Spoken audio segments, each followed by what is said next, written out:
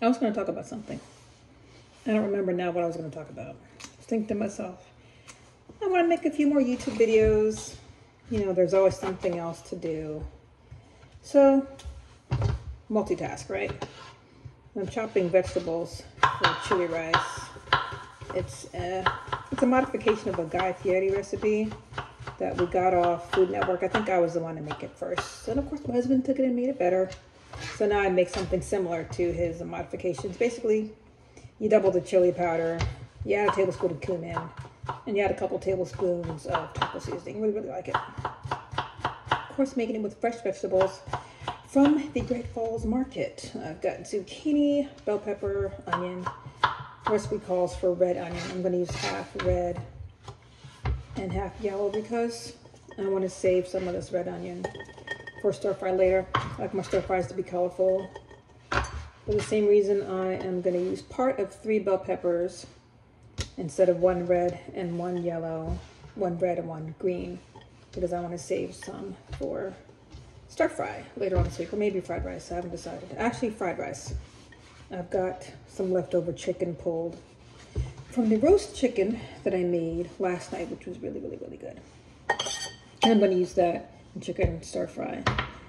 You know, when you've got really good quality food and food's really expensive, you really want to take every opportunity and make sure that it is properly utilized and used to the fullest extent, not ending up in the trash or in the dog's bowl, though.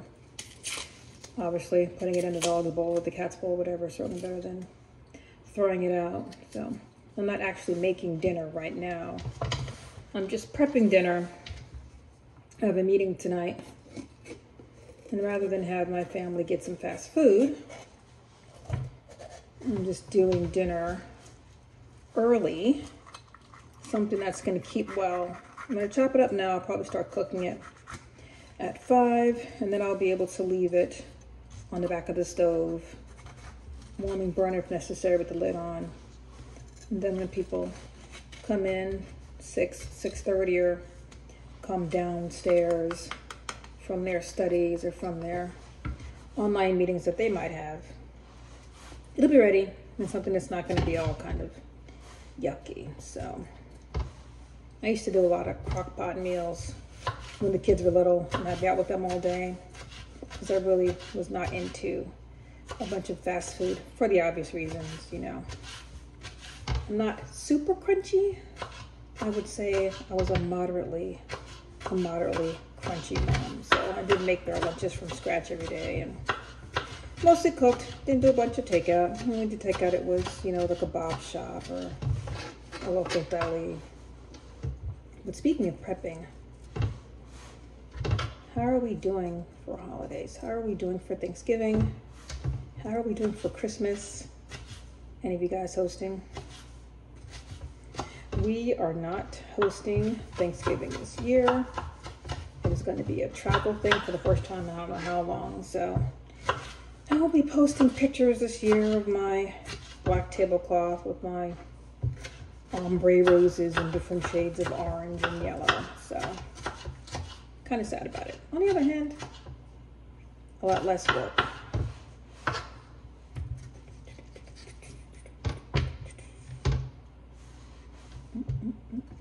We are, however, hosting in December, so I think I'm going to try, actually I'm pretty sure I'm going to try a new cookie recipe. I almost never make cookies. Almost never. It's been more than a decade since I've made cookies. And I'm trying to think, the last time I made cookies that you roll out and cut, I think the only time I made cookies roll out and cut was actually in home ec, in junior high.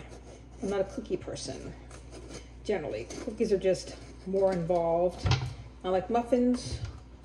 Muffins are quicker and easier, and they're just less involved. So generally, I'm a muffin person. I would say a muffin person, not a muffin pussy. I don't know what a muffin pussy would look like. Whether that would be some kind of form of speech or some kind of bag you carry things in. Yeah, so Anyway, so I was thinking of making pecan cookies. I kind of wanted to show off the different products that we have at our farmer's market. Nancy's Nuts, one of our local residents, Nancy, as you might guess, makes these really delicious candied pecans. And I was thinking it would be really good to put them in cookies. And I haven't made, I think I might have made pecan cookies at home. I couldn't remember. I know I made those cookies at Snickerdoodles, the ones you do the crosshatch with a fork. I know I made Snickerdoodles. I might have made pecan sundaes. I thought it would be fun to do that, you know, make a little video or just make cookies, post them up, put them on the markets, Facebook, Instagram, so that people could be inspired, you know. You could also obviously do some kind of pecan pie, though I've never made pecan pie, so I don't know if you use candied pecans. I've had pecan pie once or twice. It's a bit sweet for me. It's not something I prefer. At Thanksgiving, I would rather just have both sweet potato and pumpkin. A little slice of each, thank you very much. Strawberry cheesecake. That kind of thing. Not really a pecan pie person. I find it too sickly sweet. It's just too dense for me. I prefer, you know, a soft sponge or a moist cheesecake. Pecan pie is just too crunchy, and then it's just too syrupy. The sugar in it's too packed. So I would imagine that for pecan pie, you probably use fresh pecans and then mix them up with the sugar. I doubt you use pecans that already have sugar on them, although I'm sure someone has tried it and ended up in a diabetic coma. So probably gonna do that. And of course, I'm using vegetables from the farmer's market, which I believe I just said, but I do tend to repeat myself. So, I remember reading that cooking shows were ironically super popular at a time when fewer and fewer Americans cook. I read this probably 5-10 years ago. And I think it's because even if we ourselves are kind of too busy, or we think we're too busy to cook, there's something comforting about watching someone else do it. I remember when I was a kid, just watching my mom. My dad wasn't really a cook. He had a couple of things that he could make. If my mom wasn't home, he had a couple of things he could make that were actual food. You know, he didn't just get his McDonald's, it was actual food, so he wouldn't starve, you know. Protein, starch, and vegetables, but I wouldn't call it any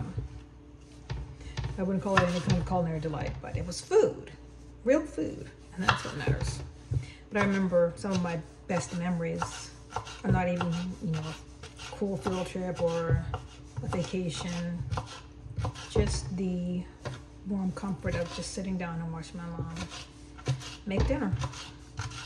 So I think that's why cooking videos on YouTube are popular, and I think that is why cooking shows are so popular. But we do actually have time to cook. Normally, I'm the one that cooks during the week, but on weekends, my husband cooks, or every now and then, one of my kids will cook, and they're actually pretty good at it. Mostly from not only watching us cook, so knowing that it's something to do, so they're inspired to do it. Actually, at least one of them took cooking classes. Not only learning from example that it's something that you do, but also because they would watch us look up recipes, and they would know that, hey, we're trying this new thing. You know, we're trying chili rice. I think we started making when my youngest would have been maybe 10. We were making it for about a decade. So they would watch us watching TV or looking up recipes online. So it's just something they picked up by osmosis. You know, I'm not gonna lie and say they don't get fast food or, you know, get takeout. Obviously they do. Now they've got their own money. They've got freedom. Mom can't tell them no. They go and get takeout, but they will pick up a knife and a cutting board and raw ingredients, and they will cook. And I remember one day, the first time my daughter came in from work, and she'd stop by the store. Now she could have just, you know, after a long day of working, and we had something else that she didn't want. So after a long day of working, it would have been obviously easy for her to just go get some takeout or some fast food. But no, what she did was she stopped at the grocery store and then came home and made a full meal. So yeah, so the first thing I make with chili rice, you need bell peppers and onions.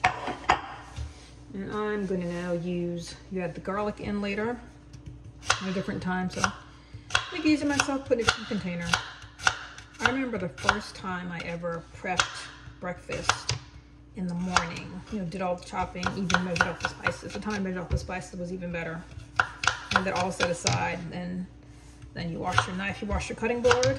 And then several hours later, when it comes time to make dinner, you're just pour, stir, pour, stir, pour, stir. You've prepped, you've cleaned the kitchen, and then in the evening, you have more of a relaxing atmosphere. You're not looking at dirty dishes or thinking about dirty dishes afterwards. With modern technology, a wonderful thing we call dishwashers. All you're doing is just, you wash the one pot. Something else about chili rice, it's a one-pot meal. You wash your one pot, and you put your dishes in the dishwasher, and then you're done. And it's all very wonderful. So I just used elephant garlic. I think I read somewhere that elephant garlic isn't actually garlic. Now the chili rice calls for a whole tomato. I'm using cherry tomatoes because that's what I got. Cherry tomatoes, and I'm also going to use some canned tomatoes because we actually find that we like the sauciness, you know, the tomato distribution that comes from using canned tomatoes. But put some fresh tomatoes in there and taste fresher, obviously. So first time I prepared, it was, oh, I better defrost the meat. The beef is going to be from Liberty Hill Farm, of course. I also remember the first time I ever had grass-fed meat. So I get grass-fed, pastured is another word for it. Pastured meat because the fatty acid profile is better. It favors more omega-3s, less omega-6s. Now the way people talk about omega-6s, you would think omega-6 is bad for you. It's not. It's all about the balance. You gotta watch the Avatar cartoon. We all depend on the balance. It's not that omega-6s are bad, it's just that your ratio needs to be correct for you to have optimum health. And that health is gonna manifest itself not only in, you know, energy and decreased pain and health, right? But you're gonna be cuter. Those omega-3s and those healthy fatty acids are just better for your skin. And you may know, I make body butters and body oils, and you know, some of those body butters are for your whole body, including your face. Some oils you can put on your hair.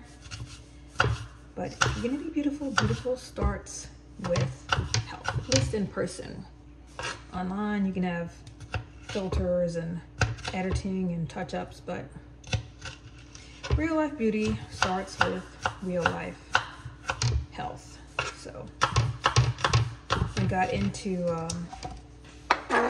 pastured meats, obviously, when my kids were little because I wanted to give them the best start possible. So I remember the first time I ever got it, you know, I'd read about how it was good for you. I'd actually, the first time I talked to someone about it in person was at the farmer's market. There was a farmer there, they're no longer there anymore. Craig and Karen, I'm trying to remember their farm name. I don't remember the name of their farm, but Craig and Karen. And I remember asking Craig, I said, you know, what's the difference with pastured beef? Why is it better than what I can just get in the grocery store? And this is before pasture raised was as widely available as it is now. And so he was telling me about the fatty acid profile, how it makes a healthier cow, how it makes healthier soil. So I tried 1 or 2 pounds.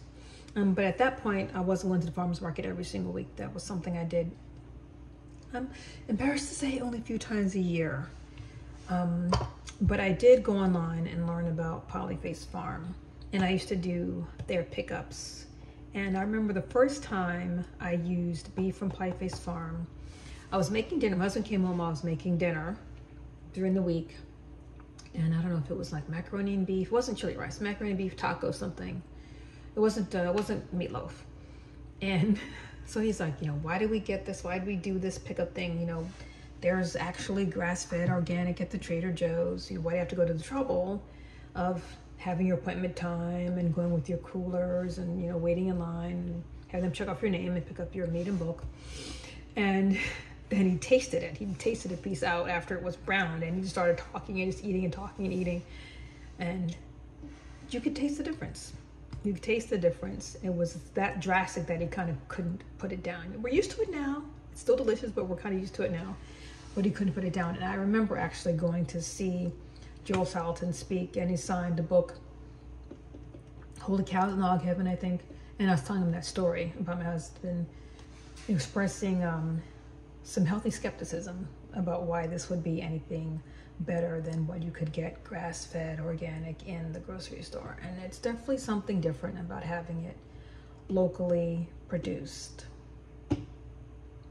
I guess it's just fresher, or maybe their grass-fed had different standards, or maybe it was just, you know, that it was grass from 3 hours away. His farm's about a 3-hour drive. I've actually taken the kids out there so they could see where their beef and their turkey was coming from. But anyway, I am done. That is my chop and chat. Thanks for hanging out. I'll see you later. Probably. Gonna make sure the rest later. I will try to remember to post a picture of the finished product on my Instagram and Facebook. Bye.